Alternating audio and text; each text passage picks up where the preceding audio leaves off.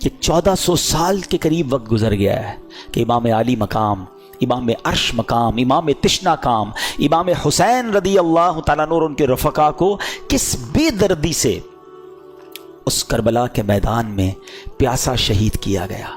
اچھا کمال کی بات دیکھیں، محبت دیکھیں، اللہ کریم نے، ہم اللہ کا شکر بھی ادا کرتے ہیں کہ ہمیں اہل بیت سے، نبی پاک کے خاندان سے کیسی محبت دی ہے۔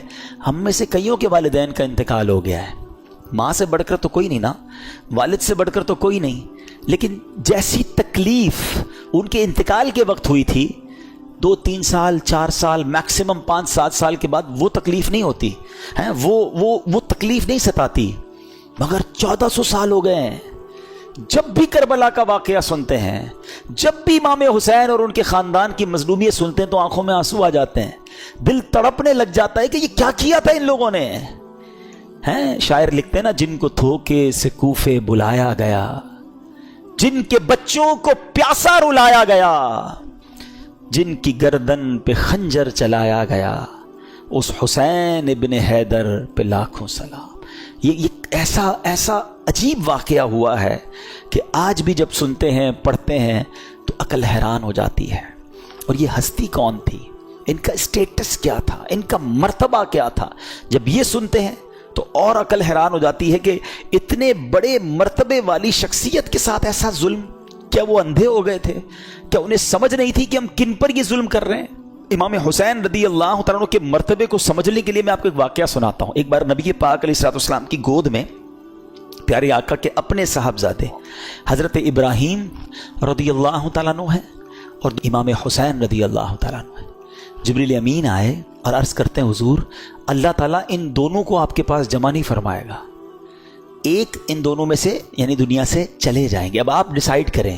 یہ اختیار دیا گیا کہ آپ کے اپنے بیٹے یا آپ کے نواسے کس کو رکھنا چاہیں گے؟ نبی پاک نے گویا امام حسین کو سلیکٹ کیا۔ کچھ ہی دنوں کے بعد پیارے آقا کے صاحبزادے حضرت ابراہیم کا وصال ہو گیا اور نبی پاک امام حسین کو کہا کرتے تھے یہ وہ میرا بیٹا ہے جس کے لیے میں نے اپنے بیٹے کو قربان کیا ہے۔ لیول آف لو سوچیں کتنا تھا، افیکشن کیسی تھی کہ اپنا بیٹا قربان کر دیا امام حسین رضی اللہ تعالیٰ عنہ پر۔ میرے آقا فرمایا کرتے حسین مجھ سے ہے اور میں حسین سے ہوں۔ ہیں کبھی کاندھے پر بٹھانا ہے، کبھی گود میں اٹھانا ہے، کبھی چومنا ہے، کبھی کہتے یہ میرے پھول ہیں، بالکل لٹرلی میرے آقا پھولوں کی طرح انہیں سونگھا کرتے تھے۔ امام حسن اور امام حسین کا مرتبہ وہ ہے، سیدی اعلیٰ حضرت لکھتے ہیں نا ان دو کا صدقہ جن کو کہا میرے پھول ہیں، کیجئے رضا کو حشر میں خنداں مثال گل۔ حضور ان دو کا صدقہ جن کو آپ نے پھول کہا تھا۔ ایک اور جگہ سیدی اعلیٰ حضرت گویا اس پورے خاندان کو پنجتن پاک کو ایک باغ کی طرح سمجھاتے ہیں ہمیں۔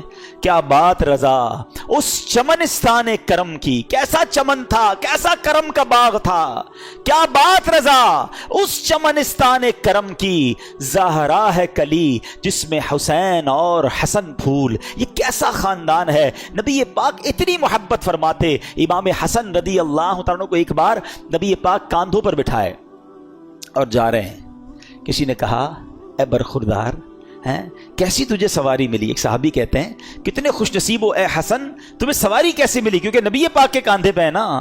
سنو میرے آقا کیا کہتے ہیں، آقا کہتے ہیں سوار بھی کتنا اچھا ہے، اتنا پیار ہے اپنے نواسوں سے۔ ہیں پیارے آقا علیہ الصلوۃ والسلام کی حدیث مبارک جس کا مضمون ہے جو حسین سے بغض رکھے اس نے مجھ سے بغض رکھا۔ اتنے فضائل، اتنے نازوں سے پالا ہوا۔ اور پھر ایک اور عجیب بات بتاؤں آپ کو، حضرت امام حسین، اچھا پہلے ایک فضیلت کی بات اور سن لیں پھر وہ عجیب بات بتاتا ہوں۔ ہمارے گھر میں بچہ پیدا ہوتا ہے، ہماری خواہش ہوتی ہے کسی مولوی صاحب کو ڈھونڈیں، اذان دلوا دیں، کوئی اور نیک آدمی مل جائے تو ان سے گٹی دلوا دیں۔ ہیں شہد چٹا کے لوگ بچے کو چٹا دیتے ہیں یا کھجور چھوٹی سی کھلا دیتے ہیں، یہ تحنیک ہے اور یہ سنت ہے، کرنا چاہیے، اچھی بات ہے۔ آج کل تو ڈاکٹر الاؤ نہیں کرتے، لیکن امام حسین کی قسمت پر ہماری جانیں قربان۔ ویری فرسٹ جو خوراک آپ کے منہ میں جاتی ہے نا، ایسا نہیں تھا کہ ان کو شہد چٹایا گیا یا ان کو کھجور کھلائی گئی، امام حسین کی منہ میں نبی پاک نے اپنی زبان داخل کر دی۔ پہلی خوراک لعاب مصطفیٰ ہے صلی اللہ تعالی علیہ وسلم۔ آپ سوچئے سٹارٹ کیسا ہے کہ زندگی میں اگر پہلا کچھ لقمہ کھایا ہے یا کوئی چیز حلق کے نیچے جا رہی ہے تو وہ سرور کائنات علیہ الصلوۃ والسلام کا لعاب دہن ہے۔ اذان کس نے دی؟ آپ کے امام حسین کی کانوں میں اذان دینا بھی ان کی نصیب دیکھیں کہ ان کے کانوں نے پہلی آواز سنی اللہ اکبر، اللہ کا نام سنا، اور زبان تھی حبیب خدا کی۔ ہائے ہائے ہائے، کیا بیان کریں ہم؟ ہمارے پاس تو سچی بات بتاؤں، ہماری اوقات بھی نہیں ہے، ہمارے پاس نہ وہ الفاظ ہیں، نہ ہماری اوقات ہے کہ ہم حسنین کریمین اور اس گھرانے کی شان بیان کریں۔ ہم تو بس صدقہ لینے جمع ہوئے ہیں، خیرات لینے جمع ہوئے ہیں کہ کچھ ان کا ذکر کر لیں، اور وہ شاعر کہتے ہیں نا، کچھ نواسوں کا صدقہ عطا ہو، در پہ آیا ہوں بن کے سوالی۔ ہم تو صدقہ لینے جمع ہوئے ہیں، نہ ہماری اوقات ہے، نہ ہمارے پاس کچھ پیش کرنے کو ہے۔ تو یہ وہ ہستیاں ہیں۔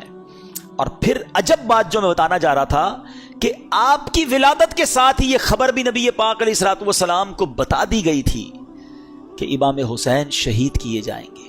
فرشتوں نے آ کر بتائی تھی، اور ایک فرشتے نے تو آپ کو اس جگہ کی مٹی بھی لا کر دکھائی کہ حضور یہ وہ جگہ ہے جہاں امام حسین کو شہید کیا جائے گا۔ یہ سب کیا تھا؟ اچھا، امام حسین خود بھی پتا ہے، بی بی فاطمہ کو بھی پتا ہے، اور مولا علی کو بھی پتا ہے، کئی صحابہ کو پتا تھا کہ شہید کر دیے جائیں گے، اور یہ بھی بتایا گیا کہ حضور آپ کی امت ہی شہید کرے گی۔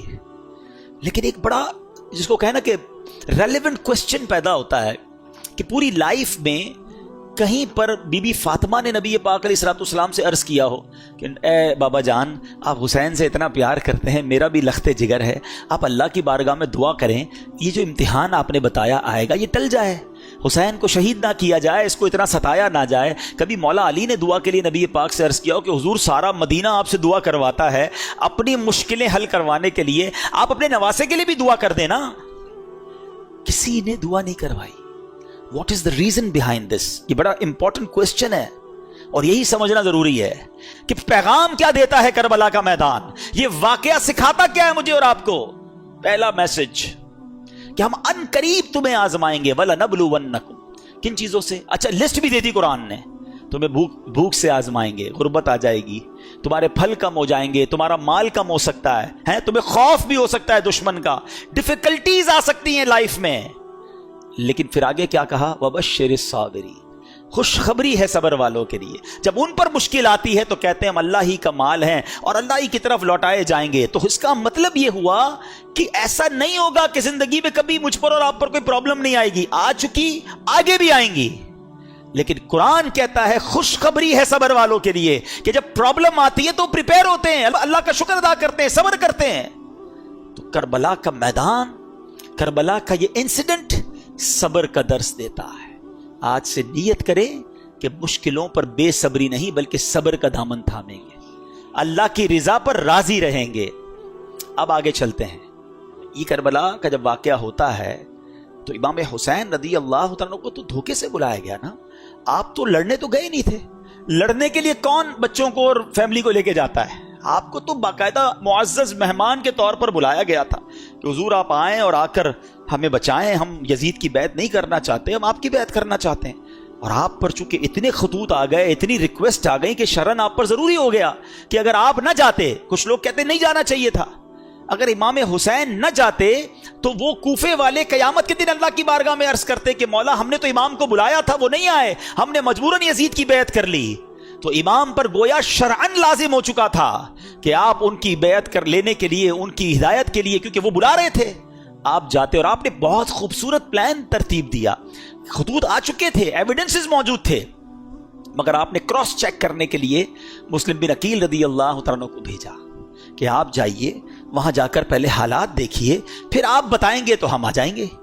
حضرت مسلم بن عقیل پہنچتے ہیں، سب لوگوں نے بڑا ویلکم کیا، ہزاروں لوگوں نے آپ کی بیعت کر لی، اور آپ نے خط لکھ دیا امام حسین کو کہ حضور یہاں تو ایوری تھنگ از اوکے، ہر بندہ آپ کے لیے انتظار میں ہے، آپ آئیے۔ انفارچونیٹلی دیکھیں کہ خط ادھر پہنچتا ہے، امام حسین ادھر روانہ ہوتے ہیں، اور ادھر کوفے والوں نے غداری کی اور وہاں حضرت مسلم بن عقیل سے دھوکہ کیا، آپ کو شہید بھی کر دیا گیا، حضرت مسلم بن عقیل کے بچوں کو بھی شہید کیا گیا، اور حضرت مسلم بن عقیل رضی اللہ عنہ آخری وقت تک کہتے رہے کہ کاش میں وہ خط نہ لکھتا۔ آج کل کا دور تو تھا نہیں کہ کال کر دی جاتی، کوئی ذرا واٹس ایپ کر دیا جاتا، ایک خط پہنچ چکا تھا امام حسین کے پاس کہ جناب ایوری تھنگ از اوکے، آپ ٹریول کر چکے، اور ادھر حضرت مسلم بن عقیل کو شہید کر دیا گیا۔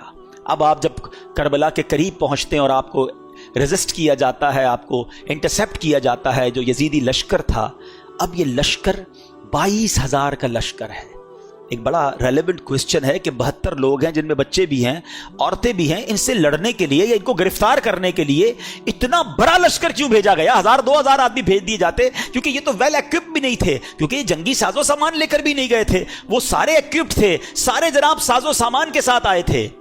تو جواب یہ ملتا ہے کہ وہ جانتے تھے کہ ان کی رگوں میں شیر خدا کا خون ہے, یہ اتنا آسانی سے ہاتھ نہیں آئیں گے. اگر یہ لڑنے پر آ گئے تو 2-4 ہزار تو مسئلہ ہی کوئی نہیں ان کے لیے ہیں. تو اس لیے خوف کے عالم میں 22,000 کا لشکر بھیجا گیا. یہ کربلا کے اس واقعے سے ایک اور پیغام کیا ملتا ہے؟ پیغام یہ ملتا ہے کہ اس واقعے میں جو امام حسین رضی اللہ تعالیٰ عنہ کے جو قافلے والے تھے, تلواروں کے سائے تھے, دشمنوں کا خوف تھا, مگر سجدے تھے, تلاوت تھی, عبادت تھی, اور ادھر یزیدی لشکر میں ناچ تھے, گانے تھے, رقص و سرور تھا. آج ہم سب غور کریں کہ ہماری زندگی حسینی طریقے پر گزر رہی ہے یا یزیدی طریقے پہ گزر رہی. میں تو پنجتن کا غلام ہوں, بہت شوق سے پڑھتے ہیں. یہ واقعہ کربلا صرف نیاز کھانے کے لیے آیا ہے, یہ صرف نعرے لگانے کے لیے آیا ہے, کچھ سیکھنا نہیں ہے, کچھ عمل نہیں کرنا کہ میں سارا سال یزیدی طریقے پر گزاروں.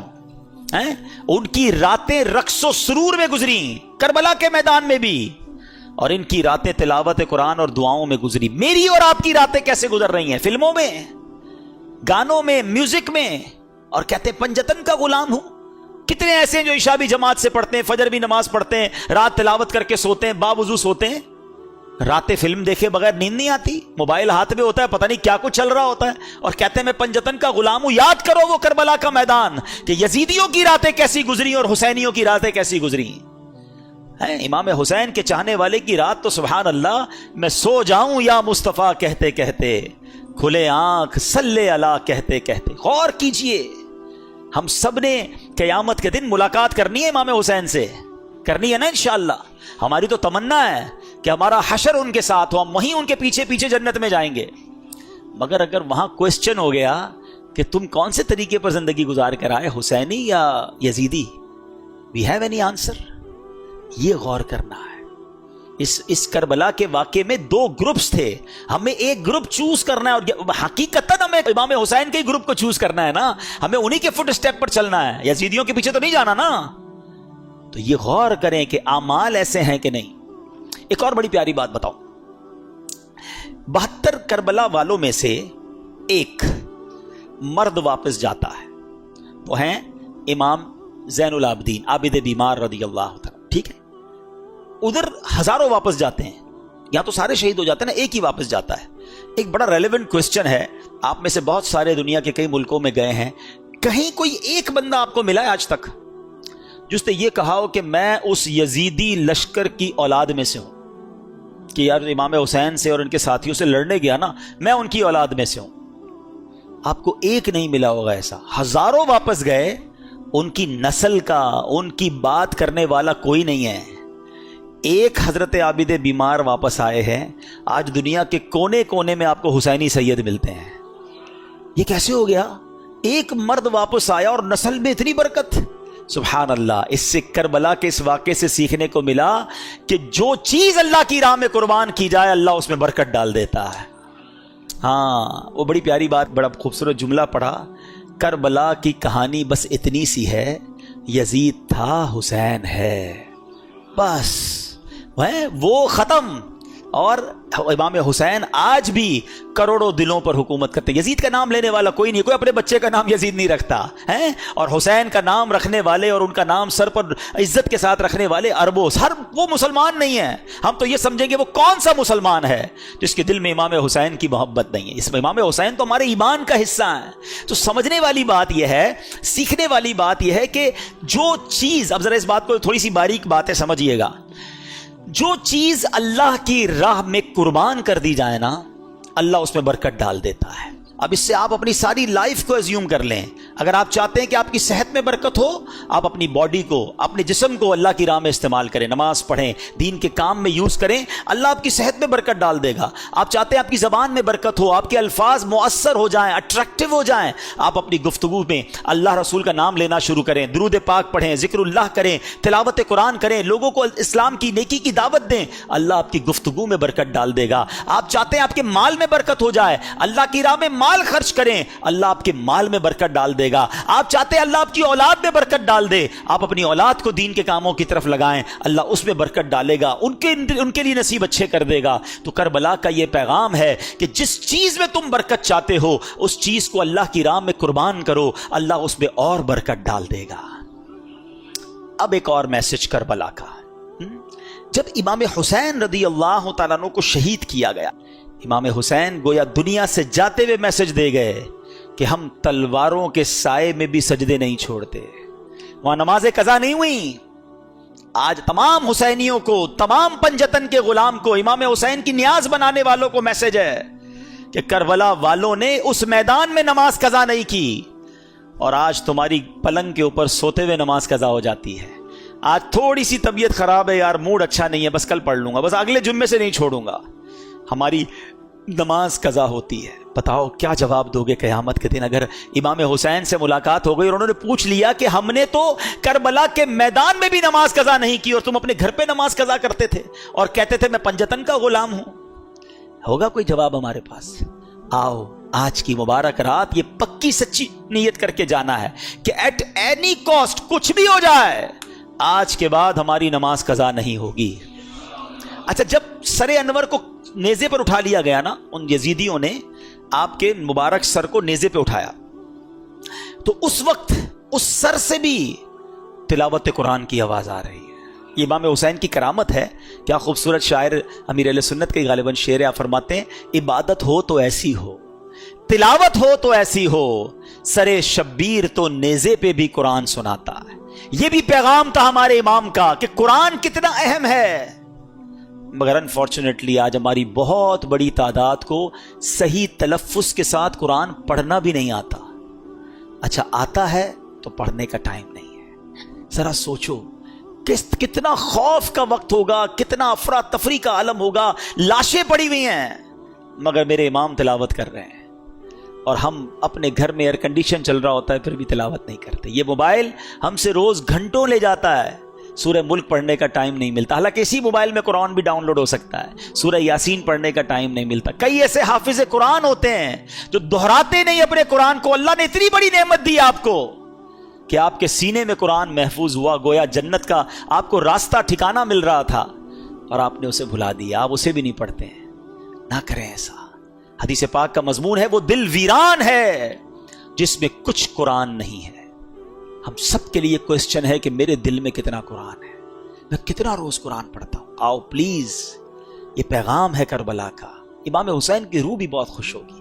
گفٹ دینا چاہتے ہو نا اپنے امام کو, ہیں ایصال ثواب کرنا چاہتے ہو, لنگر بنا کر, کھچڑا بنا کر اور جناب نیاز بانٹ کر ضرور کریں. مگر اس بار تھوڑا وہ پنجابی میں کہتے ہیں نا, ذرا وکھرا, ذرا ہٹ کے آؤ, ذرا ایصال ثواب بھی کریں کہ کھچڑا ضرور بنائیں, نیاز بھی بنائیں.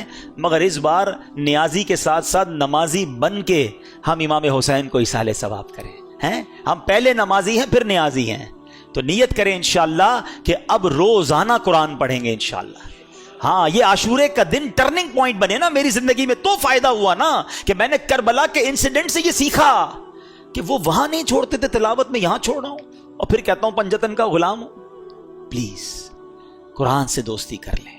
اب آتے ہیں ایک اور میسج. امام حسین کو انفسائز کیا گیا, آپ کو بہت زیادہ پریشرائز کرنے کی کوشش کی گئی کہ آپ یزید کی بیعت کر لیں. ایک ہی تو مطالبہ تھا نا. اچھا, آج میں اور آپ مدینے جانے کے لیے کتنا ترستے ہیں. امام حسین تو پیدا ہی مدینے میں ہوئے تھے, پھر بھی مدینہ چھوڑنا پڑا. پہلے مکے آ گئے, 5 مہینے مکے میں رہے آپ تاکہ کوئی کسی طرح معاملہ ٹل جائے. لیکن جب اس کے بعد بھی معاملہ نہیں ٹلا اور کوفیوں کے لیٹر آتے رہے تو پھر آپ کوفہ گئے. مدینہ چھوڑنا پڑا, سب کچھ چھوڑنا پڑا, خاندان چھوڑنا پڑا, پھر شہید بھی ہو گئے. جب اتنا زیادہ برڈن ہونا, یعنی کسی کے سر پر کوئی پسٹول رکھ دے, تو شریعت بہت ساری چیزوں کی اجازت دے دیتی ہے کہ جب جان جانے کا خوف ہو تو کئی ایسے کام جو حرام ہوتے ہیں وہ حلال ہو جاتے ہیں فار دا ٹائم بینگ. اس کی پوری تفصیل ہے. یعنی اگر کوئی کسی کے ماتھے پر پستول رکھ کر بعد اللہ کہے کفریہ کلمہ کہہ دو. تو جان چونکہ بڑی اہمیت ہے اسلام میں، تو ایک لیول ایمان کا وہ ہے کہ بندہ شہید ہو جائے، کہ نہیں کہتا، لیکن اجازت شریعت یہ دیتی ہے کہ وہ دل میں ایمان رکھ کر زبان سے کوئی ایسا جملہ کہہ دے جس سے اس کی جان بچ جائے، مگر دل میں ایمان ہونا ضروری ہے. یعنی میں سمجھا رہا یہ چاہ رہا ہوں کہ ایسی پوزیشن میں بہت سارے کاموں کی اجازت مل جاتی ہے. تو امام حسین بھی کمپرومائز کر لیتے، کیوں اب پورے خاندان کو شہید کروا دیا؟ یہ ریلیونٹ کوسچن بنتا ہے. مگر میرے امام جانتے تھے کہ اگر آج میں نے کمپرومائز کر لیا نا تو پھر نانا کی ساری امت کے لیے ایک مثال بن جانی ہے کہ جب حسین کمپرومائز کر سکتے ہیں تو پھر تو ہم بھی کر سکتے ہیں. آپ نے باطل کے آگے سر نہیں جھکایا، سر کٹا دیا، نانا کے دین کو سر بلند کر گئے. یہ میسج ہے ہم سب کے لیے، ان تمام لوگوں کے لیے جو آج چھوٹی چھوٹی باتوں پر کمپرومائز کر رہے ہیں. ارے جناب کیا کریں، پورے سبھی لوگ جھوٹ بولتے ہیں، سچ کا زمانہ نہیں، تھوڑا بہت جھوٹ تو ہم بھی بول لیتے ہیں. کمپرومائز کیا نا. ساری مارکیٹ ملاوٹ کرتی ہے جناب، جھوٹ بول کر کاروبار کرتی ہے. میں نہیں کروں گا تو جناب میرا مال نہیں بکے گا، ہماری مارکیٹ کے لیے کرنا پڑتا ہے. کر لیا کمپرومائز. بچے کی شادی ہے، کیا کریں، پورے خاندان والوں کا رسم و رواج ہے، نہیں کریں گے تو خاندان والے ناراض ہو جائیں گے، ہمیں کنجوس سمجھیں گے، منہ دینا پڑتا ہے جناب خاندان والوں کو. ناچ گانے کر لیے، حرام کام کر لیے، کر لیا کمپرومائز. ارے دوستوں میں بیٹھتا ہوں بھائی، سارے دوست اب تاش کھیلتے ہیں، سارے روز جوا کھیلتے ہیں، اب پتہ نہیں کمپیوٹر پر کیا کیا کر رہے ہوتے ہیں. تھوڑا بہت مجھے بھی پر کمپنی دینی پڑتی ہے ورنہ سب مذاق اڑائیں گے، تھوڑا بہت تو کرنا پڑتا ہے. کر لیا کمپرومائز. یہی تو امتحان تھا تمہارا. وہ کربلا کے میدان میں جان لٹا گئے، کمپرومائز نہیں کیا. لوگ کہتے ہیں ہماری کنٹری میں کرنا پڑتا ہے، کیا کریں، جاب ایسی ہے نماز کا ٹائم نہیں ملتا، کیا کریں، جاب ایسی ہے اس میں روزہ نہیں رکھ سکتے. کچھ لوگ کہتے ہیں جاب ایسی ہے داڑھی نہیں رکھ سکتے. تم کمپرومائز کر رہے ہو چند پیسوں کی خاطر، ہے دنیا کی خاطر. میرے امام نے کربلا کے میدان میں سکھایا تھا کہ باطل کے آگے سر نہیں جھکانا.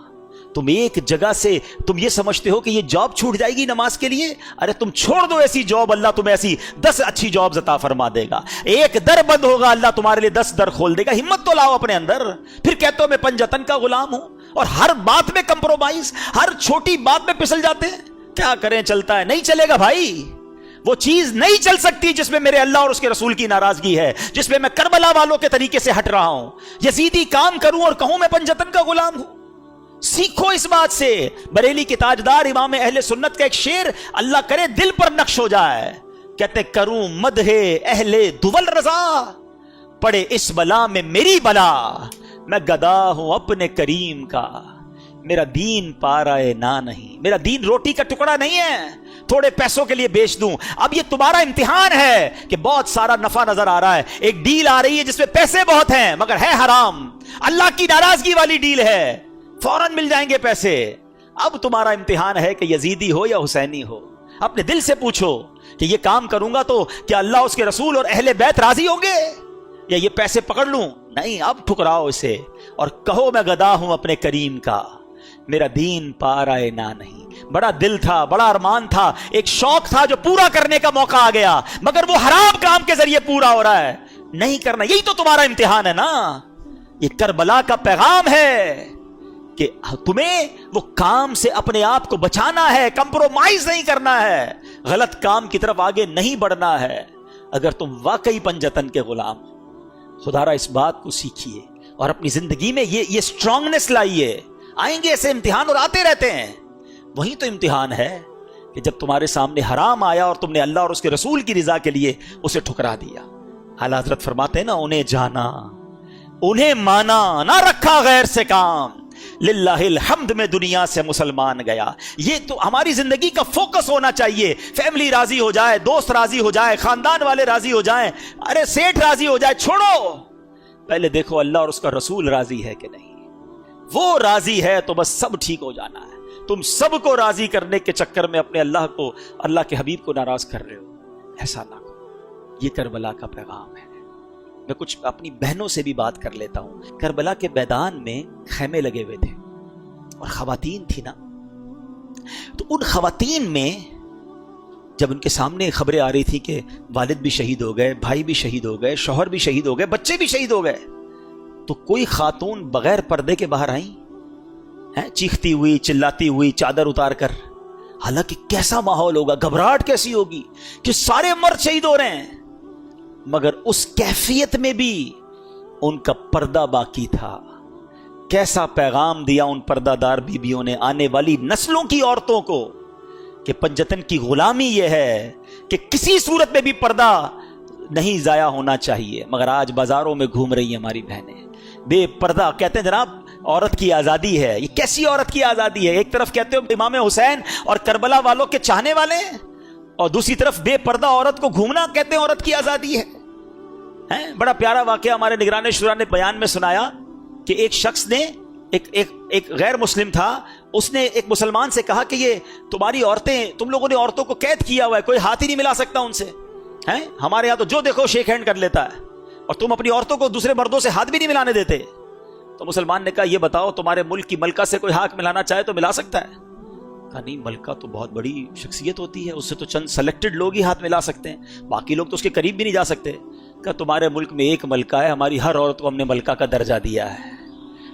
ہماری ہر عورت کی عزت ہے, ہماری ہر عورت سے صرف وہی ہاتھ ملا سکتا ہے جس کو شریعت اجازت دیتی ہے, باقی ہر ایرا غیرہ نتھو غیرہ ہماری عورت کو ٹچ نہیں کر سکتا. یہ اسلام نے ان کو مقام دیا تھا, مگر ہم چاہتے نہیں جناب وہ مقام چھین لیا جائے اور عورتوں کو ان وحشت ناک لوگوں کے حوالے کر دیا جائے, اور کہتے ہیں یہ آزادی ہے. خدارا میری بہنیں, میری مائیں, جس پنجتن پاک اور بی بی خاتون جنت کی ہم قریض کہلانا چاہتی ہیں, اب پہلے ڈیسائیڈ کر لینا میری بہنیں کہ کس کی غلامی اختیار کرنی ہے. تو نے جنت بی بی فاطمہ کی, ان کے ساتھ جنت میں جانا ہے یا فلم ایکٹریس کے ساتھ جنت میں جانا ہے؟ جنت میں کیا جائیں گے بعد اللہ, جہنم میں.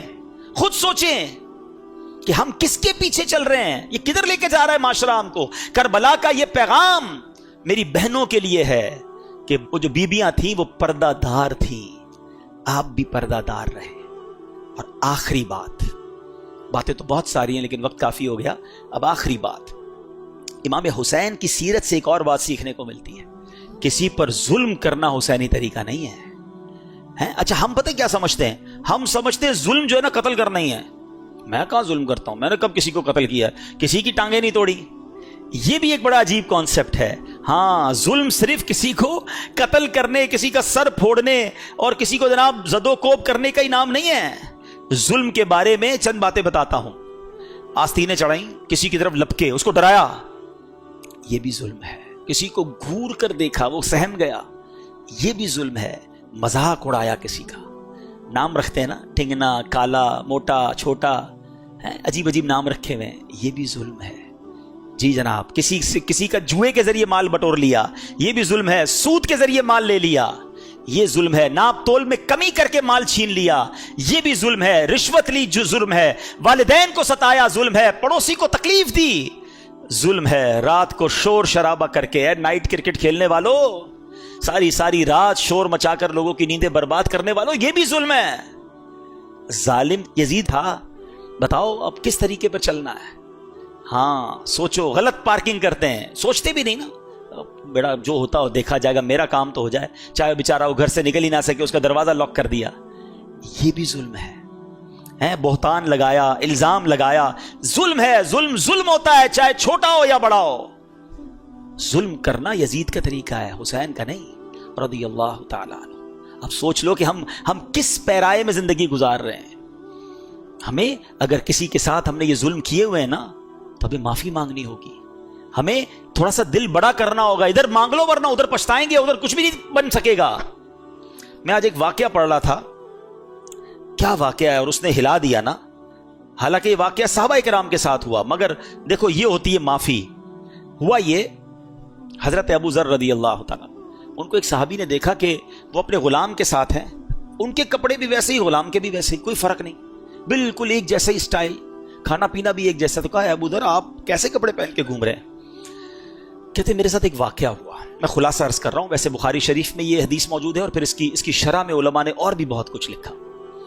کہتے میرے ساتھ ایک واقعہ یہ ہوا کہ میں نے حضرت بلال رضی اللہ تعالیٰ عنہ کو کوئی بات چیت ہوئی ہوگی, تو کہہ دیا کہ اے کالی ماں کے بیٹے, کیونکہ آپ بلیک تھے, آپ افریقن تھے, غلام تھے, کسی بات پہ انہوں نے کہہ دیا.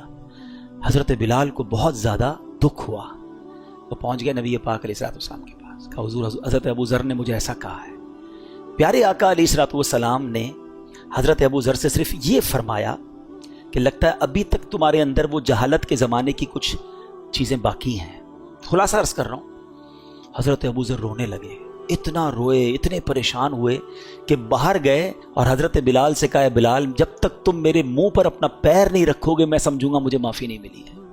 یہ کیسی معافی تھی, یہ کیسی ندامت تھی. اور اس کے بعد نبی پاک علیہ الصلوۃ والسلام نے کچھ اس طرح فرمایا کہ غلام تمہارے بھائی بہنوں کی طرح, ان کو اپنی طرح ہی رکھو. تو کہتے ہیں اس دن سے اب میں اپنے غلاموں جیسا ہی لباس پہنتا ہوں, ان کے ساتھ ہی کھاتا ہوں, ان جیسی لائف اسٹائل گزارتا ہوں. یہ جگرا تھا نا کہ اگر غلطی ہوئی تو فوراً معافی بھی کیسی مانگی. آج ہمارے دوستوں کو, غریبوں کو جو جی چاہتا ہے کہہ کے گزر جاتے ہیں, ارے یار کوئی بات نہیں, چلتا ہے, اس کا تو ایسا ہی ہے معاملہ ہے, کیا کر لے گا, نوکری ہے نا میرا, غریب ہی ہے بیچارہ, کیا کر لے گا. نہیں میرے میٹھے اسلامی بھائی, وہ بھی دل رکھتا ہے.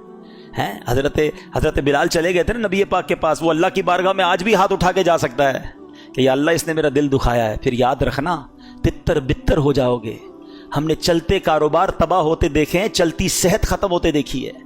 ویسے میں ایک مشورہ دے دیتا ہوں, اگر آپ کو فیل ہو نا کبھی زندگی میں یار everything is going very well, کاروبار بھی ٹھیک تھا, فیملی بھی ٹھیک تھی, عزت بھی بڑی تھی, اچانک ایک ایک کر کے چیزیں ختم ہو رہی ہیں, گھر والوں میں لڑائیاں ہو رہی ہیں, میری صحت خراب ہو رہی ہے, کاروبار بگڑتا جا رہا ہے, کچھ گڑبڑ ہے, تو چیک کر لینا کبھی کہیں کسی کا دل تو نہیں دکھا دیا, کسی کی ہائے تو نہیں لے لی. ہاں یہ ایک ہائے جو ہے نا یہ عرش تک جاتی ہے. مظلوم ہاتھ اٹھائے تو اللہ کے عرش تک اس کی پکار جاتی ہے, اور پھر مظلوم کے ساتھ رب ہو جاتا ہے. پھر ظالم کو ٹھکانہ نہیں ملتا. ہمیں بعض اوقات تو پتہ بھی نہیں ہوتا ہم ظلم کر رہے ہوتے ہیں. میں نے کہا نا یہ ساری باتیں تو ظلم میں کبھی آپ نے کاؤنٹ ہی نہیں کی ہوں گی. ہم تو ظالم کہتے ہیں اس کو جو پستول اٹھا کے کسی کو قتل کرتا ہے. ارے بھائی پستول کا وار کم تکلیف دیتا ہے جو زبان کا وار تکلیف دیتا ہے. عربی کا مقولہ ہے کہ تلوار کا وار تو ابھی بھی انسان سہ سکتا ہے, بعد میں ٹھیک ہو سکتا ہے, زبان کا وار جو ہے نا وہ انسان کو ٹکڑے ٹکڑے کر دیتا ہے. اور کئیوں کی زبان تو ہمیشہ انگارے ہی برساتی ہے. تو ہے کربلا والوں سے محبت کرنے والوں, اپنی زبان نرم کرو, اپنی عادتیں نرم کرو. لڑائی جھگڑے اور لوگوں پر ظلم نہیں ہونا چاہیے. اور اگر کہیں ہو گیا ہے نا تو اس واقعے سے سبق حاصل کرو, مانگ لو معافی. بلے تمہارا مرتبہ بڑا ہے, تم سیٹھ ہو وہ نوکر ہے, تم باپ ہو وہ بیٹا ہے, تم چودھری ہو علاقے کے بڑے ہو اور وہ غریب تمہارا پڑوسی رشتہ دار ہے, کوئی بات نہیں, مانگ لو آج معافی. ورنہ قیامت کے دن اگر وہ کھڑا ہو گیا نا اللہ کی بارگاہ میں, پھر دینے کو کچھ نہیں ہوگا. پھر ادھر پیسے نہیں, نیکیاں دینی پڑیں گی, وہ ہیں ہی نہیں ویسے ہمارے پاس. تو اللہ کرے کہ آج اس کربلا کے واقعے سے ہم یہ جو میسیجز مل رہے ہیں ہمیں, یہ ہم سیکھیں اور اپنی ذات میں امپلیمنٹ کریں. اللہ کربلا والوں کی قبروں پر کروڑوں رحمتوں کی بارش نازل فرمائے, ان کے فیوز و برکات سے ہمیں مالا مال فرمائے. صلو علی الحبیب صلی اللہ تعالی علی محمد.